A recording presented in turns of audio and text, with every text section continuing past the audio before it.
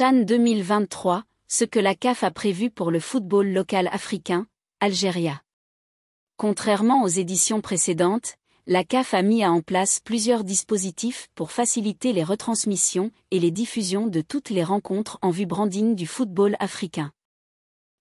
En dépit du forfait du Maroc qui continue de faire des vagues. La Confédération africaine de football a annoncé plusieurs nouveautés pour rendre la compétition attractive.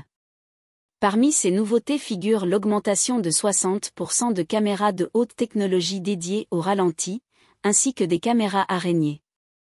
Pour la directrice des opérations de la Confédération africaine de football, ces équipements permettront que le football africain soit davantage concurrentiel.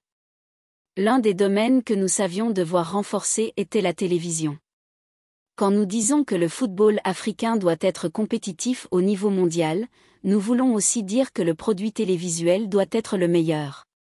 Notre équipe de diffusion et de télévision a travaillé dur pour s'assurer que nous réalisons des productions des classes mondiales, afin que plus de 66 pays suivent le match d'ouverture prévu au Nelson Mandela Stadium de Bakary avec des commentaires et des analyses.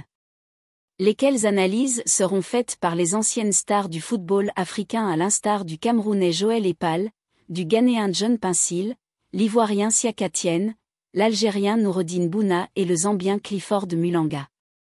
Pour le décryptage du jeu de plusieurs formations comme celle ghanéenne qui a un bon effectif constitué des genoux pleins d'entrain à l'instar des milieux de terrain David Abagna et Dominique Nsoliba, et l'attaquant Jonathan Atuke qui ont sérieusement inquiété l'équipe algérienne au dernier match de préparation. Je suis satisfait de la performance de mes éléments lors du match amical contre l'Algérie, où nous avons mis la touche finale avant la compétition. Je suis heureux du match nul contre cette équipe. Nous allons continuer à nous préparer dans le but de remporter le titre de ce tournoi, et je crois que nous pouvons le gagner.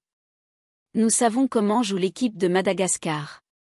C'est une équipe très organisée, et nous devons trouver des failles pour débloquer la défense, pense Anor Walker, sélectionneur du Ghana.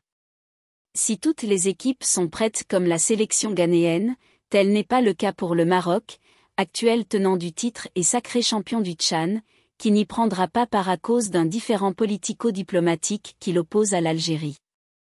La sélection marocaine de football n'est pas en mesure de faire le déplacement à Constantine, Algérie, pour y disputer la 7e édition du championnat d'Afrique des nations de football qui sera organisé en Algérie du 13 janvier au 4 février 2023, et défendre son titre dans la mesure où l'autorisation définitive de son vol vers Constantine n'a pas été confirmée, communique la Fédération royale de football marocain.